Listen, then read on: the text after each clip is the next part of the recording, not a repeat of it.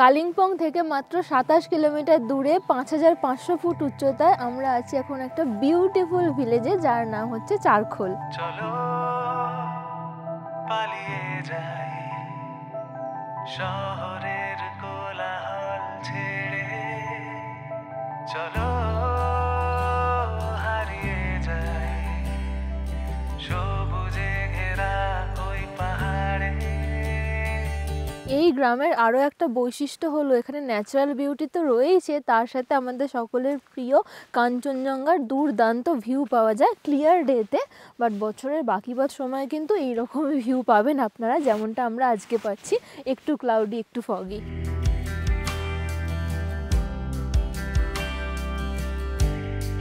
পেমলিং forest সংলগ্ন এই গ্রামে কিন্তু এলে আপনারা পাবেন পাইন, শাল, ওক এবং সাইপ্রাসের জঙ্গল। আর এই জঙ্গলে কিন্তু ইন্টারেস্টিংলি বিভিন্ন রেয়ার প্রজাতির বাটারফ্লাই দেখা যায়। যারা আমাদের মতো প্রজাপতি প্রেমী তাদের জন্য কিন্তু এটা একটা গুড নিউজ।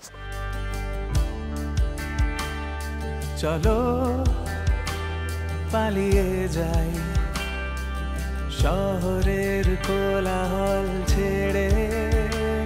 আর এখানে এলে কিন্তু আরও একটা জিনিস আপনারা করতে পারেন, সেটা হচ্ছে বার্ড ওয়াচিং। মানে যারা বার্ড ওয়াচার তাদের জন্য এই জায়গাটা ভালো। এখানে অনেক ধরনের পাখি আছে এবং লোকাল পাখিও কিছু দেখা যায়। আর তার সাথে সেরকম কিন্তু কোনো সাইট সিইং পয়েন্ট এই গ্রামে নেই, এখানটা জাস্ট এমনি এই গ্রামে থেকে উপভোগ করতে হবে। আর যদি সাইট সিইং করতেই হয় তাহলে গাড়ি নিয়ে আশপাশের গ্রাম বা আশপাশের সাইট সিইং পয়েন্টস আপনারা করতে পারেন। আর যেটা মেন এখানে করতে পারেন সেটা হচ্ছে ভিলেজ ওয়াক, যেটা এখন আমরা করছি। এই চারখোলের নিয়ারেস্ট ভিলেজ হচ্ছে পাবং, প্রায় 1-2 কিলোমিটার দূরে অবস্থিত। আর এখান থেকে হাফ অ্যান আওয়ার জার্নি করলেই কিন্তু চলে যাবেন লোলেগাঁও, ওখানটাও ঘুরে আসতে পারেন। আরও একটা জায়গা রয়েছে ঝান্ডিদারা ভিউ পয়েন্ট, যেটা লোলেগাঁওয়ের আন্ডারে পড়ে। ওখানে কিন্তু মর্নিং পার্সনদের জন্য খুব ভালো, সানরাইজ উপভোগ করতে পারবেন ওখানে গেলে। সবুজে ঘেরা ওই পাহাড়ে চলো পালিয়ে যাই। তো হাঁটতে হাঁটতে আমরা চলে এসেছি চারখোল ফটকের সামনেই। আর এখান দিয়ে যে রাস্তাটা ওপর দিকে উঠে যাচ্ছে, বেশিরভাগ হোমস্টেই কিন্তু এদিকে রয়েছে। লাস্ট টাইম যখন আমরা এসেছিলাম চারখোলে আমরাও স্টে করেছিলাম একদম টপের দিকে, কিন্তু এদিকে একটা সমস্যা রয়েছে, অনেকটা অফ রোড টাইপের। বর্ষাকালে একটু সমস্যা হয় ছোটো গাড়ি নিয়ে, এবং বয়স্কদের হাঁটা চলার ক্ষেত্রেও কিছুটা সমস্যা হয়। তাই সেই কথা মাথায় রেখে কিন্তু আমরা এবারে স্টে করছি একদম এদিকে মেন রাস্তার গায়ে, এই লিভিং হোপ হোমস্টেতে। শহরের কোলাহল ছেড়ে চলো হারিয়ে যাই। তো চলুন এবার ঘুরিয়ে দেখাই আমাদের এই হোমস্টে, যেটা এই ফটক থেকে প্রায় 500 মিটার দূরে অবস্থিত। সবুজে ঘেরা ওই পাহাড়ে যেখানে মেঘ বৃষ্টি নামায়, পাহারা দেয় রাতের তারা। এই হচ্ছে আজকে আমাদের হোমস্টে, লিভিং হোপ হোমস্টে।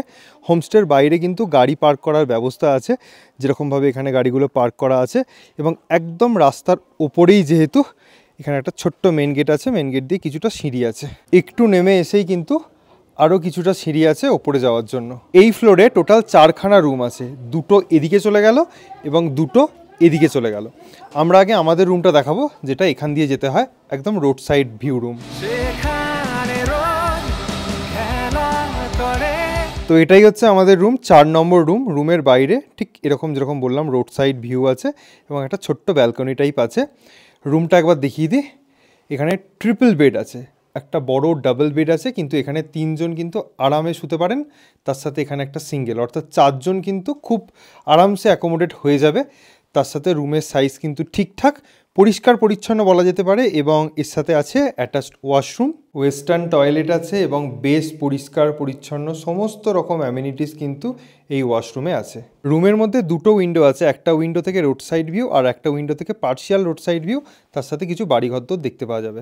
এবার আপনাদের ওই দিকের একটা রুম দেখিয়ে দিই। তো এটা হচ্ছে রুম নাম্বার 3 এবং এদিক দিয়ে আরও 2টো রুম আছে, 1 এবং 2। এখানে কিন্তু একটা কমন ব্যালকনি আছে, পরপর 2টো রুম। আর রুম নাম্বার 2টা একটু দেখিয়ে দিই, দেখে নিন। বেশ বড় সাইজের একটা রুম, 2টো বেড আছে, তার সাথে বেসিক অ্যামিনিটি সমস্ত কিছুই আছে। এখানে আছে অ্যাটাচড ওয়াশরুম এবং মিরর। আর ঠিক বাইরে বেরিয়েই একই রকম রুম, এটা হচ্ছে রুম নাম্বার 1। এই হোমস্টে কিন্তু রাস্তার ধারের রুমগুলো থেকে একটা আলাদা রকম ভিউ, আলাদা পরিবেশ, এই দিকটা থেকে একটা আলাদা রকমই পরিবেশ। এখানে মনে হবে যেন ওই চারখোল গ্রামের কোনো একটা বাড়িতে আমরা রয়েছে, একদম গ্রামের মধ্যে অনেক বাড়িঘর এখানে রয়েছে। তার সাথে এদিকে মেঘের খেলা চলছে, মাঝে মধ্যে মেঘগুলো পুরো গায়ের ওপর উঠে আসছে। আর দূরে তাকালে এখন তো সাদা হয়ে আছে, কিন্তু ওয়েদার ক্লিয়ার থাকলে ভ্যালি ভিউটাও আপনারা পাবেন। আর এখান থেকে দাঁড়িয়ে দাঁড়িয়ে কিন্তু এই বাড়ির বিভিন্ন লোকজনের, মানে পাহাড়ি লোকের ডেইলি লাইফ যে লিড করেন ওগুলোই দেখছি, বিভিন্ন কাজকর্ম, যেটা আমাদের সমতলের থেকে একদম আলাদা। তার সাথে এদিকে একটা বিয়ে বাড়ি চলছে, অনুষ্ঠান চলছে, এগুলোও আমরা বেশ এনজয় করছি এখান থেকে।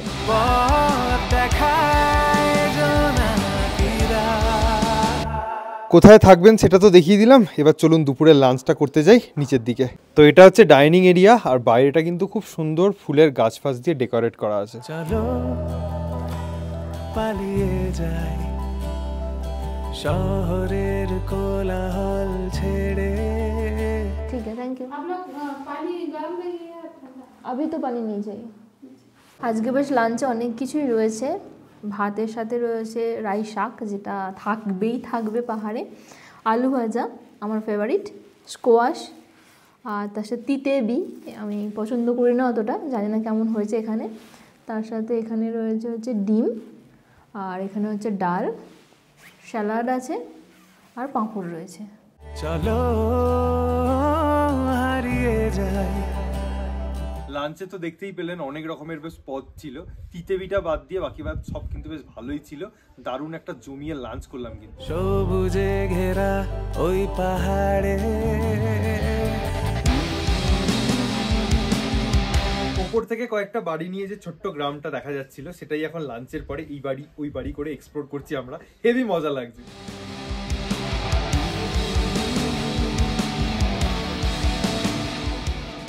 এখন বাজে 3:30। তো আমরা যেহেতু তখন ওই দিকটা গিয়েছিলাম, এখন এই দিকটা ঘুরতে যাচ্ছি। এদিকে গেলে অনেকটা উপরে উঠলে পাইন ভিউ নার্সারি আছে, আমরা ওখানেই যাচ্ছি।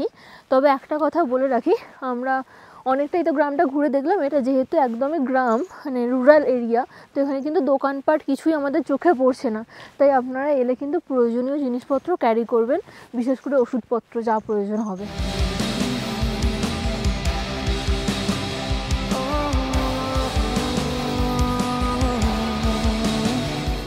রাস্তা দিয়ে সোজা 5 মিনিট হেঁটে এলে এরকম দুটো রাস্তা পড়বে, একটা এইদিকে একটা এইদিকে। আমাদেরকে এই রাস্তা দিয়ে যেতে হবে। যেখানে কথারা খুঁজে পায় সুর, গানেরা জন্ম বেশ কিছুটা এরকম সিঁড়ি আছে, তার মধ্যে দিয়ে হাঁটতে বেশ ভালোই লাগছে। আর গ্রামের ছোট ছোট বাড়ি চোখে পড়ছে চারদিকে। ওয়েদার মাঝে মধ্যে এরকম নীল হয়ে যাচ্ছে, মাঝে মধ্যে এরকম পুরো ফগ হয়ে যাচ্ছে।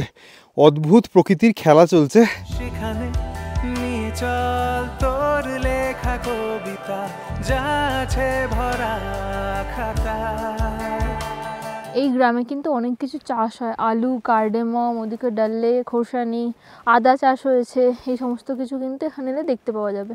যেখানে কথারা খুঁজে পায় সুর, গানেরা জন্ম নেয়। এখানে আরেকটু উঠে আসার পরেও কিন্তু বেশ কিছু বাড়ি চোখে পড়বে, মাটির এবং কাঠের তৈরি। খুব ভালো লাগছে জায়গাটা, এখান দিয়ে হেঁটে যেতে, এবং ফুল গাছ দিয়ে খুব ভালোভাবে সাজানো কিন্তু প্রত্যেকটা বাড়ি।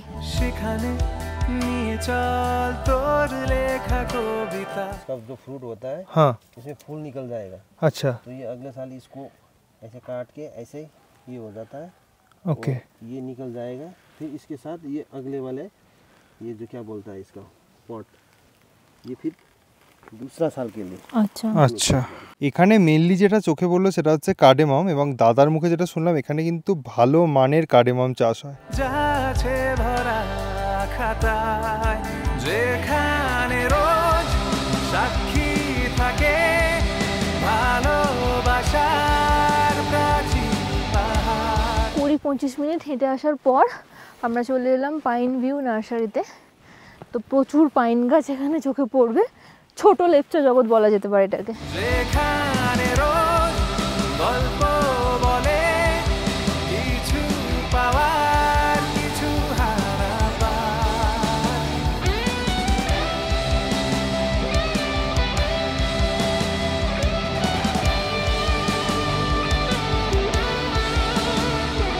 জঙ্গলে বেশ কিছুটা ভালো সময় আমরা কাটালাম। এবার আমরা আবার আস্তে আস্তে নিচের দিকে নেমে যাব।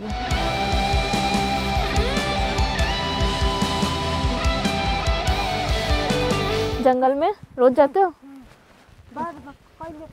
ও এখানে একটা বড় ডুঙা আছে, ওখানে আমরা এলাম। এখানটায় উঠলে কিন্তু নিচেটা পাবং ভিলেজ যেটা বলছিলাম ওটার পুরো ভিউটা পাওয়া যায়, তার সাথে ওয়েদার ক্লিয়ার থাকলে এদিকে কালিম্পং, সিকিম, কাঞ্চনজঙ্ঘা, নামচির যে শিব ঠাকুর সমস্ত কিছুই দেখা যায়।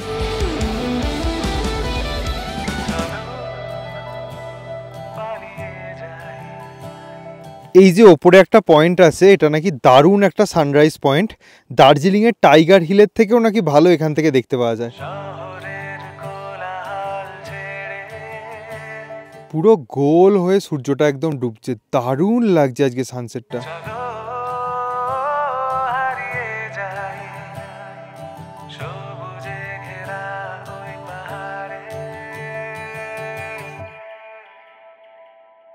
ইনি হচ্ছে নীরাজজি, হোমস্টের ল্যান্ড ওনার। ওনার সাথেই এতক্ষণ ধরে ঘুরলাম এবং এখানে উনি আমাদেরকে নিয়ে এসেছেন ফার্মে ওনার হোমস্টেরই এই সমস্ত খাবার কিন্তু অর্গানিক দেয়া হয় এলে। এখানে আলু, রাই শাক এই সমস্ত কিছু চাষ হচ্ছে, কার্ডেমমও আছে। তার সাথে এখানে কিন্তু গোয়াল ঘর আছে, গরু আছে। এখানে এলে হয়তো খাঁটি দুধের চা পাওয়া যেতে পারে। এটা একটা গোট ফার্ম, এদিকে মুরগি ফার্ম, এখানে আছে তেজপাতা গাছ, এখানে আছে অ্যাভোকাডো গাছ, আর নিচে পুরোটা দেখালাম ফার্ম। প্রচুর কিছু আছে এখানে, অর্গানিক খাবার দাবার এলে এখানে সব পাবেন। আপনারা যদি এখানে এসে মিশে যেতে পারেন তাহলে কিন্তু এনাদের পরিবার অনেক বড়, অনেকে রয়েছে, তো ভালো একটা সময় কাটবে এখানে এলে। সব হাসমুখে।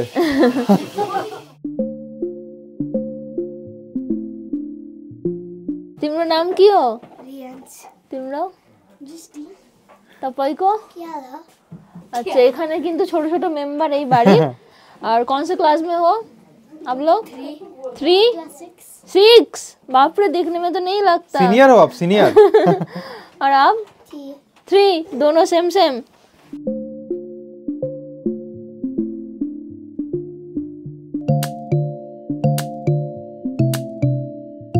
ইভিনিং স্ন্যাক্সে আছে পেঁয়াজি, তার সাথে চা। এটা কিন্তু আপনাদেরকে রুমের মধ্যেই প্রোভাইড করা হবে।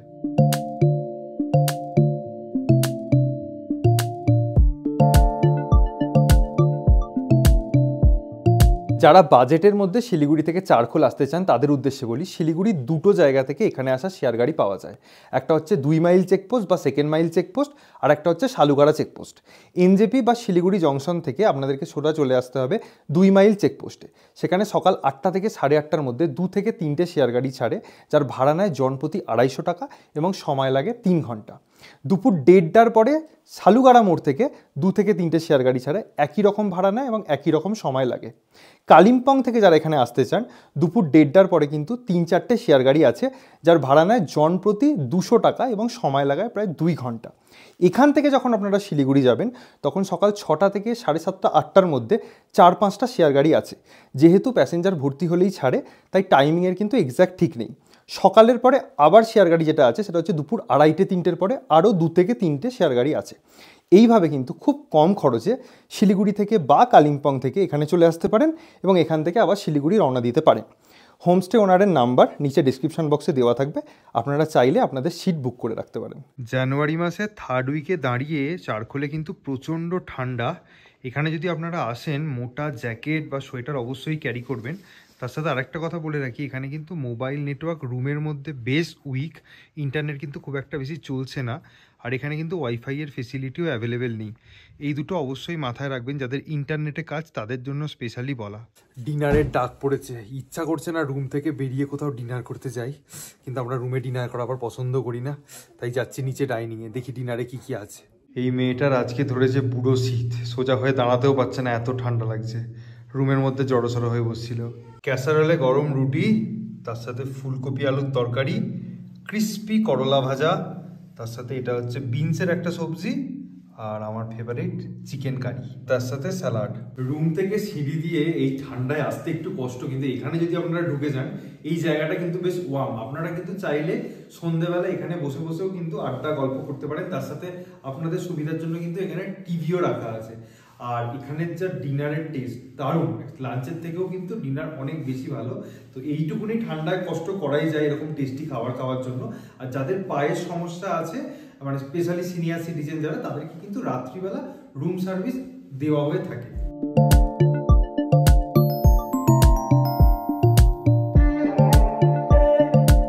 এতক্ষণ যে সানরাইজটা দেখলেন সেটা কিন্তু এই হোমস্টের ছাদ থেকেই। এখানে একটা সিঁড়ি মতো করা আছে, আপনারা যদি একদম ওপরে চলে যান এখানে ছাদ পেয়ে যাবেন, এবং ছাদ থেকেই কিন্তু এই হোমস্টের দারুণ একটা সানরাইজ আমরা এনজয় করলাম। ঠিকঠাক এক্স্যাক্টলি জানতাম না, না হলে পুরো দুটো ভ্যালির মাঝখান থেকে কিন্তু সানরাইজটা হয় যেরকমটা দেখলেন। আর পরবর্তীকালে কিন্তু এখানে রুমও হচ্ছে, এখানে ডরমেটরি হবে এবং এখানে পার্সোনাল রুমও হবে। এখানে এলে কিন্তু এরকম একটা জার্মান শেপার্ডও দেখতে পাবেন, এর নাম হচ্ছে কোকো। কোকো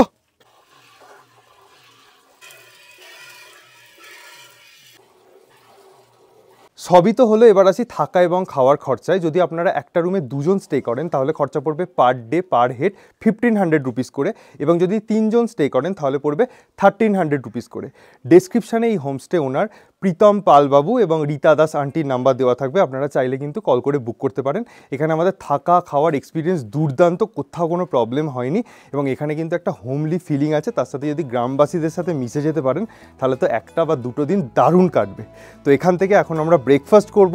ব্রেকফাস্ট করার পরে আমরা শেয়ার গাড়ি ধরে সোজা বেরিয়ে যাব শিলিগুড়ি। এই ব্লগটা যদি আপনাদের কাছে হেল্পফুল হয়ে থাকে, ভালো লেগে থাকে, like comment share and subscribe করে দেবেন, বেল নোটিফিকেশান অন করে দেবেন।